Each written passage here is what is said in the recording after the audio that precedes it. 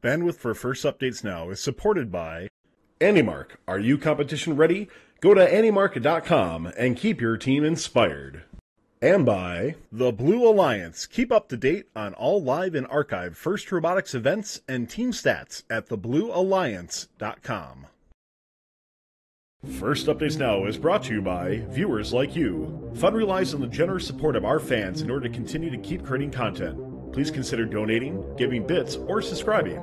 Subscribe for a few bucks a month or for free through Twitch Prime. And don't forget that our subscribers get 5x chance to win on all giveaways.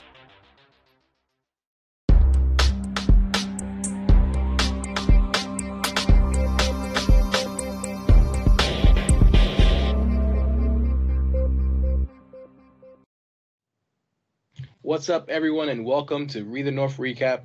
Tonight, in the show, we will talk about the importance of climbing, events, preview Week 3, and also talk about this region's top 10. And with that, I am Lenny reporting for First Updates Now. I'm Chris Braun. And I'm Dan Naperkowski. Thanks, guys. And like I said in the intro, today we're going to talk about a quick soapbox about climbing. Is it actually important? Is it important now? Is it important later? Dan, let's start with you. What do you think about climbing? Well, climbing, it matters more in the qualification matches, I would say, because our RP is just so huge. If you can guarantee one extra RP every match you play, that'll shoot you up in ranks. So having at least a double and maybe even a triple will greatly help increase your ranking and allow you to pick a better team, allow you to do better in eliminations. In eliminations, it's not as important. Yes, it's an extra. Yes, it's 90 points, but if the other team gets 3 cubes for levitation, then that's 45 right there, I believe. So plus 2 parks, it's coming kind of close. It's not as much as you would think, but it's still a significant amount. I would say it's definitely required if you want to do well and be a picking team in qualifications, especially in the weeks to come, but maybe less so important in eliminations. Yeah, that's a good point. I have to agree. Though, I mean, getting that climb rank point is a bit more difficult, but it will set you apart from just the teams that are able just to get the auto quest, which is a lot easier to get and happens a lot more often. But if you can be that team that either picks somebody up and is able to always gain that extra rank point, that will help you see it a lot higher and give you a lot more options for picking teams. Whether or not you're not great at the scale, your first pick could be that scale bot for your team within elim sense. Exactly. It lets you pick your own destiny almost, where you want to be in the first seated position, ideally. So having a climber just helps you to ensure that you're giving yourself every possibility to get to that first seated position. And I would go as far to say that at least at Worlds, the rank 1 team of each division is going to be a double or a triple climber. I guarantee it. Yeah, I mean, and that's what I was going to get at too, guys. When we're talking about the highest level of play, I don't know about you guys, but the field gets kind of empty after a while. If you have some really high-scoring placers, and you guys are going back and forth, you'll run out of cubes real quick. So having that edge of climbing at the end and getting those extra points, whether it be at qualifications or even at eliminations, I mean, it's what's going to set you apart, you know.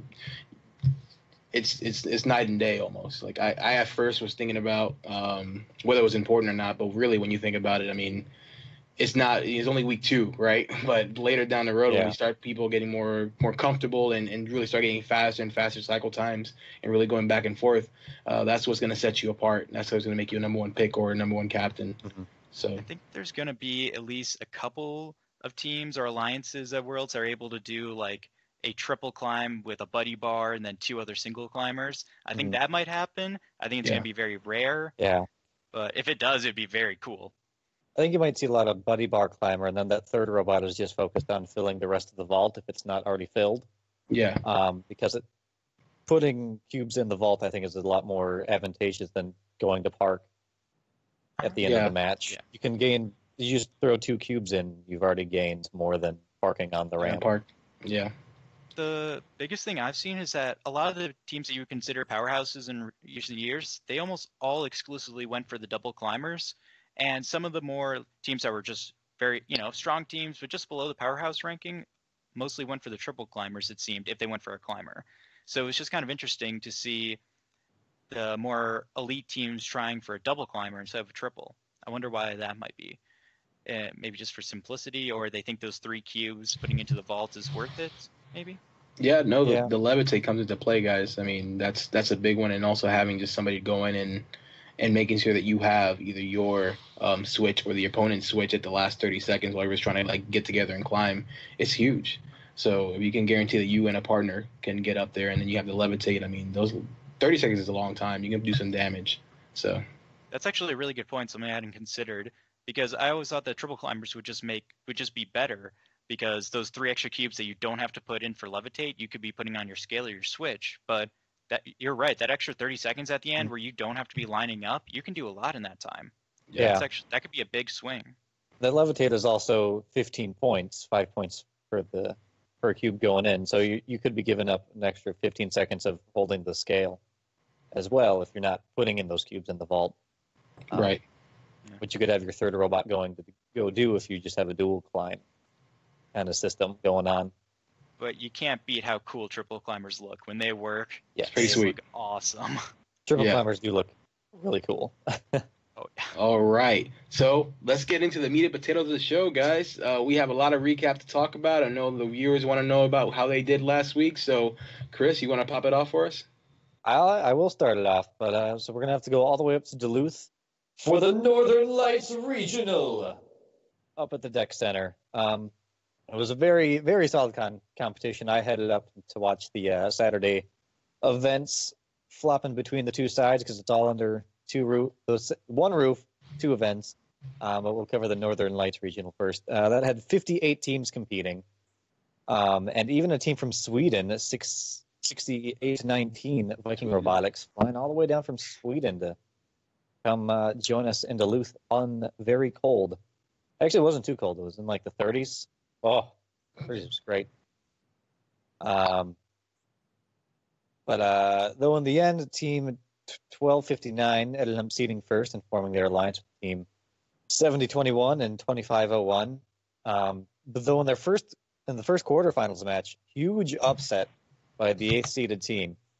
It just looked like the 8th seed team was actually going to, just overpower the 1st seed team in the quarterfinals. But 1st seed team managed to get things back together, and that was their only loss throughout the entire elimination brackets. And congratulations to Team 2512 for taking home that chairman's. That was the end of that event. I'll pass it over to the next. Oh, that way. All right, moving on to St. Louis. It was an amazing event this year from every aspect. Everything was running so smoothly that the finals matches took place an hour earlier than expected. The field reset team, hats off to them. On the competition side of things, it was a lot of competitive matches. Double and triple climbers didn't start showing up consistently until late in the day, so it became so much more important to get that win and get that auto RP. Big ups to Winnovation as well, bringing the first team to double climb and the first to triple climb on Saturday. Due to the lack of multi-climbers, all became about the wins and autos, like I said, and 2481 Robotiers with their swerve drive and just amazing consistency of their drive team, they did not lose a single match throughout all of the qualifications and took the first seeded position. Choosing their other half, Ponage, 2451, to play with them in eliminations, they quickly went through the quarterfinals and semifinals. Meeting them in the finals was 1178 Dirt and 1706 Ratchet Rockers, the second seeded alliance. 1706 was playing incredibly well throughout all of eliminations, scoring cube after cube. I love their design this year. If you guys know about Wild Sang from 2011, it's very similar with a double hinged arm. Amazing. Loved it a lot. Unfortunately, they just couldn't keep up with the Illinois Dream Team, resulting in the first seed to take the finals, giving 2481 Robotiers, 2451 Ponage, and 4256 Cyborg Cats a clean sweep.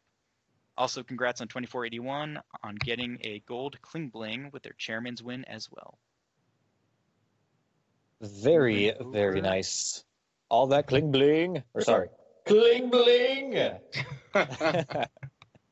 All right. So we can cover the other side of the event up here in Duluth at the Deck Center. On the other side of the curtain, there was another 62 teams competing. at the Lake Superior Regional. I like doing that way too much. I'm sorry. I'm sorry, Chad, if you hate it. It's just going to happen.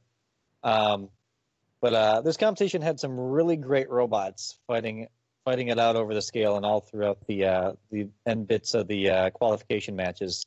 Lots of teams going up and down and losing a couple matches, and it was pretty intense to see what was going through those matches. Though in the end, Chaotic Robotics 45-39 was able to take that first seed spot. So the second seed, Nightcrawlers 2052, were not going to give it up easy. They ended up meeting in the finals, and the final matches were just super high energy, a lot of stuff going on. The first round went pretty easily to the first seed Alliance. They took it pretty easily. I think they thought they were going to have a pretty easy second round, easy victory. But then 21-75 in the second round had some comm problems. They were down for a lot of the match. So the second seeded team was able to capitalize on that, and they were able to take the victory in the second round. And it was just, the energy was just still rising. And it came down to that third match where cubes were being dropped left and right by the second seeded team onto the scale, which they were so close. They had it balanced for a lot of time, but they just weren't able to get that ownership in their favor. Just dropping cube, trying to get the cube up there. So that was the missed opportunity there, was just getting those cubes placed solidly on that on the scale up there. So that led to the first seed taking home the win, and 46-07. Congratulations to them for taking home that chairman's. Pass it back on over. So that's what for you. There we go. All right. So on the other side of Missouri, we had Heartland, which was also incredibly competitive and had a couple upsets as well. Again, consistency being the name of the game. 1730 Team Driven stayed strong throughout qualifications both days, opting to go with 1806 SWAT, who had a tough first day but really brought it back on day two. They blitzed to the quarterfinals, while meanwhile the first upset of the competition was in the second-seeded team of 6886, the Synthesizers, and 4388, Robotics, losing to the seventh-seeded team of 3184, Blazebotics, and 1108, Panther Robotics. In the end, however, it was the third-seeded team of 4522, Scream, and 1710, Ravonics Revolution, that met with the first seed in the finals. The finals was rough for the first seed. In the first match, 1810 didn't clip their battery in well enough, and it ended up shutting them down early into the match. And then in the second finals match, 1730's intake broke. But meanwhile, on the other end, 1710 and 4522 were having a field day. They were absolute monsters at scoring cubes, and they would not let that scale go. I mentioned them in my preview last week, and they definitely did not disappoint. Their incredible play, combined with a few issues from the first seed, allowed for a big upset and giving the third-seeded team 4522, Team Scream, 1710 Ravonics Revolution, and 1982 Cougar Robotics for the victory. Also, we have a double gold Kling Bling on our hands in Missouri, with 1710 scoring a chairman's win as well. Big ups to them. Kling Bling! I feel like we say that more often now. You know, before you didn't see a lot of people getting the Kling Bling, but now, man, people are really tearing it up. But now to take it back up here to Indiana, 40 teams on the quest to challenge the boss at Indiana's first district event. The St. Joseph event is usually a battle of Indiana keeping their points and Michigan trying to steal banners back to FIM. Local powerhouses 1024, 1501, and 71 were in great form, and another couple of teams that stood out, 1747, 234, and 1018. But at the end of the day, it was Team 3357, Comets, that came in there and had a perfect record after eliminations. And let me stop real quick right there. Comets have a beautiful robot. It places cubes right at the end of the scale. I mean, they do it effortlessly. They don't have to chase around cubes. It was a beautiful machine. I mean, I had a ton of fun facing them. But I just want to give that quick bit there. After eliminations, Comets would after qualifications, Comets would go ahead and select 1024 the Kilobytes and round off the alliance with 74 Team Chaos from Michigan, and they're looking to keep the streak alive. The team would power through some tough matches and make it through the finals and meet the team of 71, 1501, and 3936, where they would win in two and leave Indiana with a perfect 18-0 record. Congrats, 3357, 1024, and 74 on the win. And, of course, shout out Team 135 for the chairman's win as well. Nice. All right. Well, let's move on to week 3 previews. We only got a couple this week, and I'll start off with Central Illinois Regional. So starting off, we're going to be seeing a lot more 2481 Robotiers there at their home regional. Can't wait to see more of that, along with quite a few good teams that if I wanted to list them all, I would basically just be reading off the team list there. So I'll just name a few. We got 2338, Gear It Forward, always good. 2826, Wave Robotics, love those guys. 1756 Argos, yellow and black overalls, can't miss them. 4143 Mars Wars, had a good time at St. Louis and are hoping to bring home a victory at Central Illinois. 4096 Control Z, and many, many more. We're seeing a lot of teams that were from St. Louis last week competing now, so we'll see if they can get a comeback win. All right, and me covering for Parth.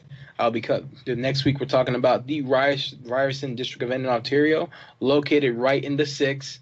This event is always a great venue and will well-run show, and the house some sweet robots. Top off the list, their only Canadian Hall of Fame team, Symbotics 1114. They build up some great robots, and it's going to be exciting to see how they power up.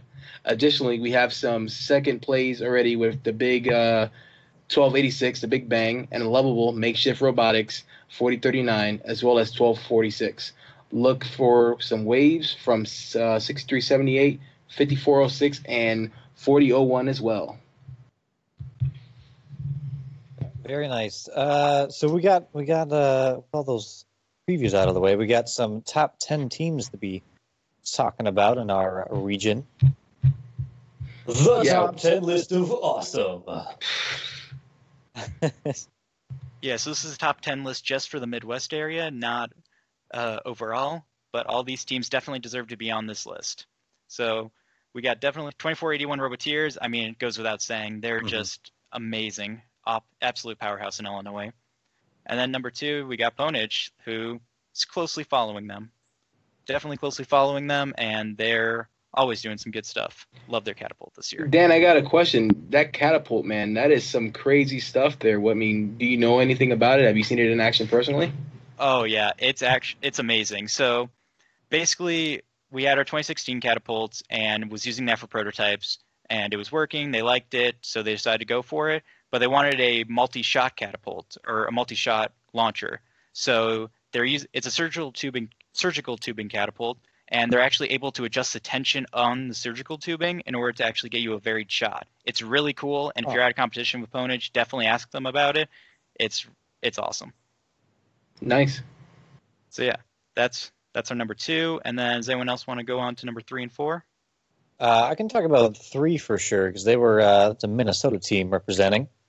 They were at the Superior Regional, ended up taking that win. They did have a great robot. They were just madmans at placing those cubes, and in the end, doing the climbing. They had a very solid robot, being number 3 there. Nice. And, of course, we have number 4, Team 1730, Team Driven. Number 5, 1259, Paradigm Shift. Number 6, I talked about them, 1024. Their robot is also pretty killer. They place their cubes at the very end of the scale, pretty much wherever they want. Did a fantastic job this weekend. We have number 7, Team 1806 SWAT. We also have number 8, 2052 Nightcrawler. I've played with them before in the past. They're awesome. Very awesome team. Yeah, dude. Team 71, Team Hammond. Super simple robot, just great driver, knows how to use it. They also do the cube placement very well as well. Very deserving of that second seed captain this past weekend. And then lastly but not least, Team 4522, Team Scream, holding it down to wrap up that top 10 list. Do you guys mind if I jump in for one here? Absolutely. Yeah. So I want to talk a little bit about 1259 Paradigm Shift, because I'm from Wisconsin, and this is the producer Tyler speaking, by the way. 1259 is a team that big shout out to an old friend of mine, Danny Blau, who used to be on that team. And I know he's ecstatic to see their performance that they had. But 1259 is a team that has always kind of been on that like cusp, right? They're that team that a lot of times falls to the 6, 7, or 8 seed. They're an alliance captain in that area. And I think their time has come where their robot here Is it the fanciest robot in the game? Absolutely not. But what it does is really consistent scale scoring. And that is a huge thing, especially as they continue to move on to their events. I believe they're playing at the Wisconsin Regional Week 4. And I'm really looking forward to what they can do, because they're going to have some big teams coming in with 111 and 16 and some of the other Wisconsin teams that are coming into play there. And I think Paradigm Shift's got a great run and really a great start to move on to the championships with. Yeah, you know you're a great team when the producer comes out from the back and kind of give you the big nod. I got to rep my Wisconsin boys. The voice from above. Exactly. No, but it's really cool this year where you see a lot of teams that, are typically on the lower seeded alliances in years past are just completely killing it this year. It's just awesome to see. 45-22, Team Scream is another amazing team that from Missouri that's finally getting some love, and also big shout out to 1710. Love those guys. But yeah, it's awesome to see a lot of teams just doing super well this year. I was able to watch Nightcrawlers and talk to a couple of their guys at the event. We've always been great buddies with their team, and they're generally an awesome team, and they have a bazillion different strategies. They got their little strategy book they always whip out, and they're always carrying around. It was unfortunate to see them drop so many cubes, though, in their final matches. It was a bit heartbreaking because they were just one cube away from tipping that scale in their favor. And they easily could have probably taken the win had they got those cubes on point. But, such is life in the final matches. Yeah. Right.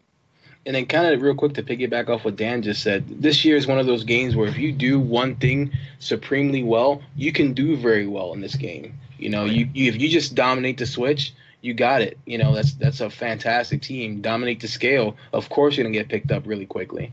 Vault play is super important. So, just all around, just fantastic. If you're a team that does one thing very well, expect to go far as long as you do that thing very, very well.